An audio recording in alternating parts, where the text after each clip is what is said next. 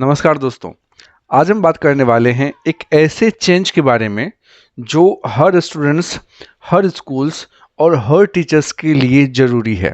No detention policy, जो पहले हर students को क्लास 8 तक ऑटोमेटिक प्रमोशन देती थी, लेकिन अब उसे ख़त्म कर दिया गया है। जिनको नहीं पता है वो बेसिकली सोच रहे होंगे कि आखिर ये पॉलिसी है क्या और अब क्या बदला है। तो चलिए शुरू करते हैं और समझते हैं कि आखिर ये जो चेंज है वो किस तरह से आपके ऊपर इम्पैक्ट डालता है। सबसे पहले नो डिटेंशन पॉलिसी को समझते हैं, जो 2009 में राइट टू एजुकेशन के अंडर लाई गई थी। 5वीं और 8वीं क्लास के एग्जाम में फेल होने वाले स्टूडेंट्स को अब पास नहीं किया जाएगा। केंद्र सरकार ने सोमवार को नो डिटेंशन पॉलिसी खत्म कर दी। पहले इस नियम के तहत फेल होने वाले स्टूडेंट्स को दूसरी क्लास में प्रमोट कर दिया जाता था। सरकार के नए नोटिफिकेशन के मुताबिक फेल होने वाले स्टूडेंट्स को 2 महीने के अंदर दोबारा परीक्षा देने का मौका दिया जाएगा। इसका मेन गोल था कि हर स्टूडेंट्स को एलिमेंट्री एजुकेशन कंप्लीट करने का चांस मिले बिना किसी फेल होने के डर के। मतलब अगर कोई स्टूडेंट्स 5th या 8th क्लास में फेल होता था तो भी उसे नेक्स्ट क्लास में प्रमोट कर दिया जाता था। ये पॉलिसी स्पेशली उन स्टूडेंट्स के लिए थी जो इकोनॉमिकली वीक होते थे और फेल होने के बाद वो ड्रॉप आउट कर जाते थे। इसका मेन मकसद था कि स्टूडेंट्स के ड्रॉप आउट्स को कम करना और सभी को एजुकेशन देना। लेकिन जैसा कि मैंने स्टार्टिंग में ही बताया कि अब इस पॉलिसी को ख़त्म कर दिया गया है, तो आखिर समझने की कोशिश करते हैं कि क्यों इस पॉलिसी को ख़त्म कर दिया गया है। इस पॉलिसी को ख़त्म करने के लिए कुछ मेन कारण हैं जो कि गवर्नमेंट के द्वारा सजेस्ट किया गया है। सबसे जो पहला कारण बताया गया वो ये था कि एकेडमिक क्वालिटी में कमी देखने को मिल रही थी। जब स्टूडेंट्स को फेल होने का डर नहीं होता है तो वो सीरियस पढ़ाई नहीं करते हैं और उनके फाउंडेशंस वीक हो जाते हैं। CABE ने कहा था कि इस पॉलिसी की वजह से स्टूडेंट्स के सीखने का स्तर गिर रहा है।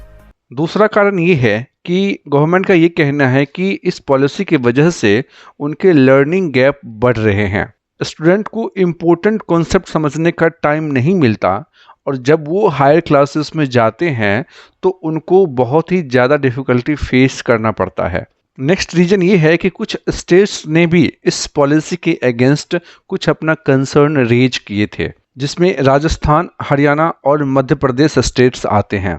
इन स्टेट्स ने कहा था कि ये जो नो डिटेंशन पॉलिसी है वो बेसिकली स्टूडेंट्स के एजुकेशन की क्वालिटी को कॉम्प्रोमाइज़ कर रही है। तो चलिए समझते हैं कि आखिर 2024 में क्या बदला है। गवर्नमेंट ने नो डिटेंशन पॉलिसी को हटा दिए हैं और उसके जगह पे कुछ चेंजेज लेके आए हैं।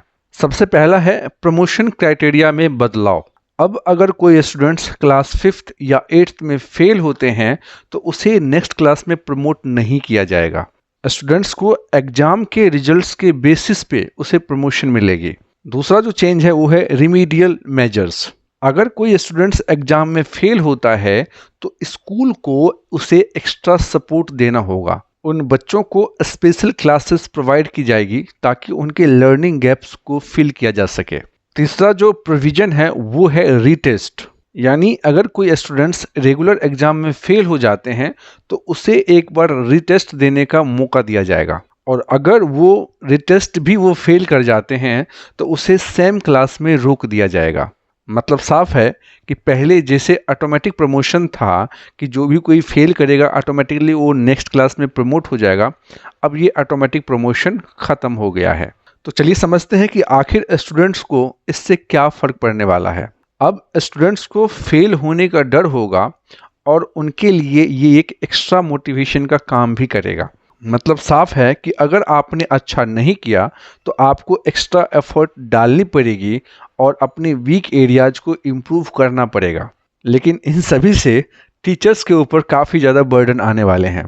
अब टीचर्स को ज़्यादा अकाउंटेबल होना पड़ेगा और अपने स्टूडेंट्स की जो परफॉर्मेंस है उसको रेगुलरली मॉनिटर करना पड़ेगा और रिमीडियल इंस्ट्रक्शन देना होगा ताकि उनके वीक एरियाज को इम्प्रूव किया जा सके। अब स्कूल के लिए बर्डन ये बढ़ने वाला है कि उनको एक्स्ट्रा टीचर्स की रिक्वायरमेंट होगी, ट्रेंड टीचर्स की रिक्वायरमेंट होगी, एक्स्ट्रा रिसोर्सेज की रिक्वायरमेंट पड़ने वाली है। ये सब एक टाइम कंज्यूमिंग प्रोसेस हो सकता है, लेकिन ये सब कहीं ना कहीं स्टूडेंट्स के लिए और उनके क्वालिटी ऑफ एजुकेशन के लिए बेनिफिशियल होने वाला है।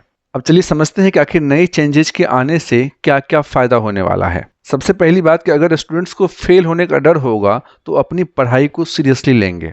दूसरा फ़ायदा ये होगा कि स्टूडेंट्स को ज़्यादा टाइम मिलेगा अपने बेसिक्स को इम्प्रूव करने का, और इससे उनके जो हायर क्लासेस होंगे उसमें वो अच्छा परफॉर्म कर पाएंगे। नेक्स्ट जो फ़ायदा है वो है टारगेटेड लर्निंग इंटरवेंशन। मतलब साफ है कि अगर किसी स्टूडेंट को किसी खास सब्जेक्ट में या फिर किसी खास चैप्टर में प्रॉब्लम हो तो उसे टारगेटेड सपोर्ट दिया जाएगा ताकि वो उसमें बेहतर परफॉर्म कर सके। लेकिन वहीं इस पॉलिसी के कुछ निगेटिव पॉइंट्स भी हैं, तो उसे भी समझ लेते हैं। जो सबसे पहला पॉइंट्स है वो है ड्रॉप आउट्स। कुछ स्टूडेंट्स को फेल होने का डर होगा जिसके वजह से वो स्कूल छोड़ने के लिए मजबूर हो सकते हैं। दूसरा जो है वो है pressure on students and teachers. Exams के ऊपर ज़्यादा फोकस करने से स्टूडेंट्स के ऊपर स्ट्रेस हो सकता है और वहीं टीचर्स के ऊपर भी प्रेशर बढ़ेगा, और इसके साथ साथ स्कूल के ऊपर भी बर्डन पड़ने वाले हैं क्योंकि स्कूल को एक्स्ट्रा रिसोर्सेस अरेंज करने की ज़रूरत पड़ेगी। यानी ट्रेंड टीचर्स की रिक्वायरमेंट होगी, एक्स्ट्रा टीचर्स की रिक्वायरमेंट होगी और एडिशनल इंफ्रास्ट्रक्चर की रिक्वायरमेंट होगी। ये सब के सब बर्डन स्कूल के ऊपर पड़ने वाले हैं। तो दोस्तों, नो डिटेंशन पॉलिसी के ख़त्म होने से कुछ चीज़ें बदल रही हैं। इसका मेन गोल है कि स्टूडेंट्स को बेटर एकेडमिक नॉलेज मिले और वो अपनी रिस्पॉन्सिबिलिटी को भी समझें।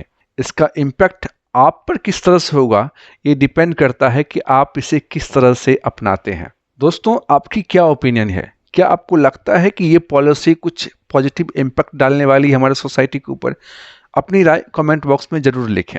मिलते हैं अगले वीडियो में एक नए टॉपिक के साथ। नमस्कार।